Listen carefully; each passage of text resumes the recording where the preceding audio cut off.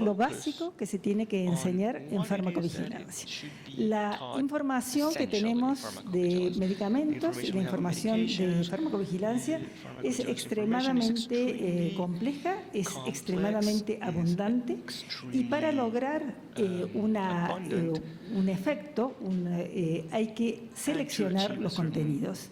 En esta selección de contenidos es muy importante lograr acuerdos, pero también innovar y avanzar con los nuevos desarrollos.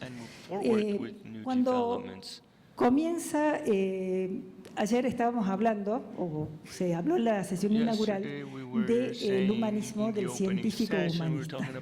Yo, en realidad, es muy difícil separar la medicina en una concepción humanista del deseo de hacer el bien. Yo no creo que nadie de aquí quisiera hacer algo malo. Pero para esto es necesario el conocimiento. Para el primo nocere, es necesario conocer mucho. Entonces, por esto, enseñar, educar en farmacovigilancia y la educación continua de uno mismo también es tan importante. Cuando comienza el grado, el estudiante, nosotros tenemos que hacer una modificación en varios ejes. Tenemos que modificar su percepción de la realidad, tenemos que modificar su conocimiento y tenemos que lograr que él o ella disponga de ciertas habilidades.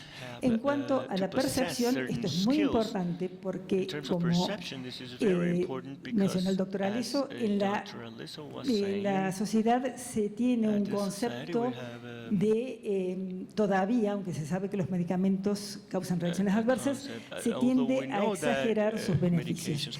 Y esta percepción nosotros la tenemos que modificar en el sentido de que los estudiantes deben conocer y percibir que todos los medicamentos pueden producir efectos adversos y que las reacciones adversas a medicamentos se deben plantear siempre como diagnóstico diferencial. Esto es sumamente importante en el planteo clínico de todo profesional de la salud. Luego tenemos el tema del conocimiento. ¿Qué enseñar de todo lo que hay para enseñar? En primer lugar, hay que focalizarse en los medicamentos más comúnmente descritos y en los medicamentos que el profesional de la salud va a manejar y prescribir. De esto tiene que tener un conocimiento profundo y tenemos que saber y conocer las causas más comunes de errores de medicación y cómo se pueden evitar. Y luego, el profesional de la salud tiene que tener habilidades, tiene que tener una correcta prescripción, dispensación o administración de medicamentos. Esto depende del ámbito en el que actúe. Debe saber cómo prevenir las reacciones adversas y cómo prevenir los errores de medicación, y debe saber cómo notificar estas reacciones adversas que tiene, y además tiene que saber cómo, en qué medida o la contribución de las notificaciones, cómo puede contribuir al conocimiento científico y a la farmacovigilancia. En cuanto a la percepción, es fundamental que los estudiantes conozcan algo que para nosotros es obvio, pero no es tan obvio en el plano general del común de la gente, inclusive del común de los médicos. No existen medicamentos 100% seguros.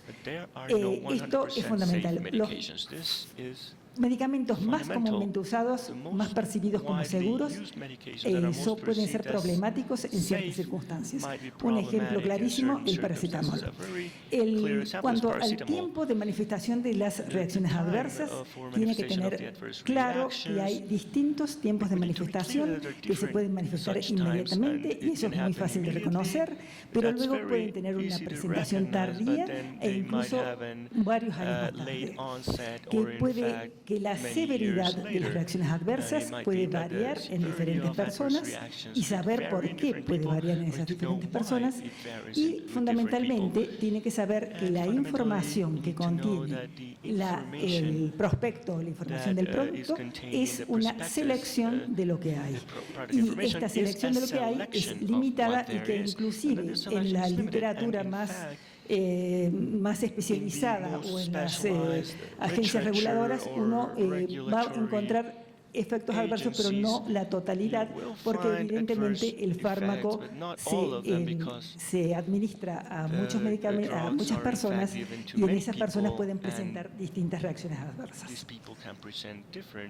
Luego tenemos que modificar también el tema de que algunos pacientes son especialmente vulnerables a las reacciones adversas de los medicamentos, pero que esta vulnerabilidad puede cambiar durante la vida del paciente. Cuando hablamos de vulnerabilidad inherente al paciente, tenemos que hablar de farmacogenética, pero también tenemos que ver los cambios que se pasan en las vidas de las personas, que además cada vez viven más en algunos países. Que algunas personas son genéticamente susceptibles a las reacciones adversas, que las reacciones adversas son de múltiples manifestaciones, es decir, todo lo que no está descrito, todo lo que no es concebible quizás desde cierto punto de vista, siempre ante un nuevo síntoma o signo que aparece en el curso de un tratamiento farmacológico se tiene que preguntar si tiene alguna relación con un medicamento administrado previamente, aún y en ciertos casos con un medicamento que se ha administrado bastante tiempo antes. Y fundamentalmente que algunas reacciones adversas a medicamentos muy graves y muy raras también, afortunadamente, se pueden presentar con fármacos muy comúnmente utilizados. Entonces, esto es un llamado para evitar la sobreprescripción y también es un llamado para evitar el tema de la venta libre y de la concepción de que, digamos, el medicamento, todos los medicamentos, porque algunos medicamentos son 100% seguros. Muy bien, tiene que, como percepción, es muy es clave modificar esto. Las reacciones adversas a medicamentos y los errores de medicación no son parte inherente de la práctica clínica. Esto se puede modificar, se pueden prevenir. Hay que saber cómo y hay que trabajar sobre eso. Lo apagué. Bueno, entonces, ¿qué conocimientos básicos? Si nosotros hablamos del conocimiento, ¿qué le vamos a decir? Tiene que conocer muy bien lo que está prescribiendo y también lo que le pueden prescribir a ese paciente. Digamos, tomar esa selección de pacientes que tiene y ver qué es lo que se le puede prescribir, incluso lo que se le pueden prescribir los especialistas. Tiene que conocer, por supuesto, la farmacocinética, la farmacodinámica, las condiciones de administración, las compatibilidades, en el caso de ser administrados en soluciones, el potencial de generar tolerancia y o adicción y los efectos a largo plazo. De estos 20, 30 medicamentos que está manejando el profesional de la salud, tiene que conocer absolutamente a fondo esto. Tiene que conocer las interacciones, por supuesto, ya sean farmacodinámicas, farmacocinéticas, y tiene que conocer e identificar reacciones de hipersensibilidad. Muchas veces se identifica fácilmente la reacción anafiláctica o las reacciones inmediatas, son las más fáciles, están allí, y también está el caso de que se confunde que reacción adversa a medicamentos son solamente las reacciones de hipersensibilidad. Esto se tiene que modificar. Las reacciones de hipersensibilidad pueden ser tempranas, inmediatas o tardías y se pueden aparecer durante el uso crónico de un medicamento, es decir, pero como si este medicamento está siendo administrado durante años, ¿cómo aparece esta reacción? No es creíble que sea una reacción de hipersensibilidad. Sí, porque hay reacciones de hipersensibilidad que son tardías y luego tiene que conocer farmacogenética. ¿Qué puede conocer de farmacogenética? ¿Qué debe conocer de farmacogenética?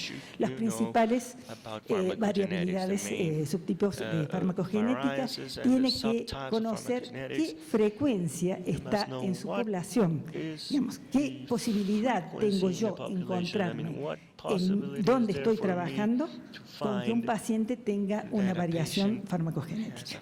Eso hace que pueda prevenir, por ejemplo, el citocromo CIP2D6, que puede tener una frecuencia de hasta el 10%, bueno, 9%. Yo tengo que saber que 1 de cada 10 pacientes que yo atiendo podría presentar esa variación farmacogenética y podría presentar alteraciones en la farmacocinética de este fármaco. Por supuesto, tampoco olvidar las variaciones genéticas de receptores y las reacciones farmacogenéticas que afectan a la hipersensibilidad.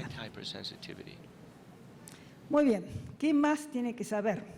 Tiene que saber identificar las reacciones adversas. Digamos, en esto está el tema de la percepción, es decir, tener la idea de que todo hecho que sucede tras una administración de fármaco puede ser una reacción adversa y planteárselo como un diagnóstico diferencial. ¿Cómo lo va a manejar? Y en esto, en el manejo de las reacciones adversas, es fundamental también saber o hacerle conocer que debe acudir a los centros de farmacovigilancia o que debe acudir a otra información especializada. ¿Cómo puede prevenir las reacciones adversas? Conociendo las características del paciente, modificando las dosis, hidratándolo más, modificando y manejando, adaptando la dosificación, la frecuencia de dosificación o la prescripción, o si puede si el paciente tiene antecedentes de haber presentado reacciones adversas, cómo lo va a prevenir en ese paciente. Y tiene que ser muy consciente de que hay limitaciones que, por ejemplo, que en ciertas hechos comunes en cierta edad, por ejemplo, un infarto del miocardio, el agente muy mayor, un accidente cerebrovascular, la aparición de una diabetes, pueden ser efectos adversos de medicamentos, que estos efectos adversos de medicamentos son de difícil identificación, digamos, la causalidad es muy difícil de establecer en ese paciente individual, pero que yo me tengo que apoyar en la farmacoepidemiología que me puede brindar pistas acerca de si eso está relacionado con el medicamento en particular. Tiene que conocer las causas de los errores de medicación. ¿Por qué se producen? ¿Cuándo se producen? Tenemos el caso del metotrexato a dosis bajas que sigue causando en muchísimos países, en países con buenos sistemas de farmacovigilancia, sigue causando problemas de reacciones adversas graves por errores en la dosificación y cómo prevenirlos. Saber identificar los errores de medicación y poder transmitirlos, poder hablar abiertamente en el equipo de salud, poder reconocerlos, poder hacer una evaluación del error de medicación, conocer la importancia que tiene y las consecuencias que puede tener, las consecuencias para el paciente, y también se ha hablado de la segunda víctima, de que del estrés que genera al que ha administrado, ha participado en un error de medicación, conocer el daño que ha producido. Muy bien, tiene que conocer cómo se hace, cómo se elabora una correcta historia clínica, sin descuidar y poniendo especial énfasis en la historia de medicación del paciente. Tiene que saber cómo aconsejar al paciente durante el acto prescriptivo. Eliminar la idea de que la prescripción con buena letra o sin buena letra, impresa o no, es solamente la escritura y la entrega del papel. Es un acto que es un trato con el paciente en el cual se tiene que enseñar y hacerle conocer todas las posibilidades de los efectos adversos y de los errores posibles de medicación que tiene ese medicamento. Muy bien, aquí también hemos hablado y de cómo prevenirlos. Está un poco. Muy bien, ¿a qué va a llevar esto? Tenemos que evitar, el profesional de la salud debe evitar la polifarmacia en los pacientes, evitar la sobreprescripción, el concepto de polifarmacia, el concepto del paciente como un frasco al cual se le imponen todos los medicamentos que hacen falta, a veces omitiendo la identificación de reacciones adversas que son tratadas en una cascada prescriptiva. Aquí tenemos evitar las cascadas terapéuticas, optimizar el uso de los antibióticos para evitar las resistencias bacterianas, saber cómo y cuándo de prescribir, establecer una comunicación fluida con el paciente para que el paciente justamente pueda contar toda su historia de medicamentos y sus síntomas, y utilizar fuentes de información confiable y completas, es decir, que no tengan intereses. Muy bien.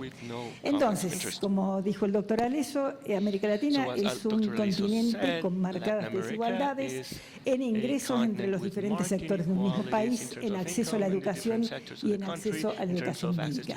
Nosotros, como profesionales de salud, sufrimos que haya una baja inversión en ciencia y tecnología, que haya una falta de sustentabilidad de las políticas públicas, una baja inversión en educación universitaria, una deficiencia en las estadísticas epidemiológicas y también una escasez de bases de datos aptas para la investigación fármaco-epidemiológica. Los pacientes pueden tener todos estos problemas que condicionan su percepción con respecto al medicamento. Falta de acceso al acto médico, falta de acceso al medicamento, productos de calidad bajo norma, deficientes condiciones laborales de los profesionales de salud que hacen que estén más cansados, que estén en malas condiciones laborales, y eso afecta la atención de los pacientes. Es decir, siempre se ha hablado de el acceso a los medicamentos. Nosotros tenemos que hablar ahora del acceso a la educación en farmacovigilancia. El acceso en la educación en la farmacovigilancia, para ser efectiva, tiene que ser accesible o gratuita, al igual que toda la difusión del material. Hay que reforzar los lazos de cooperación entre los que trabajamos en esto, y además se debe extender a la comunidad y a la comunidad de los pacientes. Digamos, se debe hacer, cada uno de nosotros debe hacer docencia a la vez en su ámbito de trabajo y con sus pacientes. Esta es, creo que es lo que se debe lograr en la educación de grado y que debe ser obligatoria. ¿Para qué debe ser obligatoria?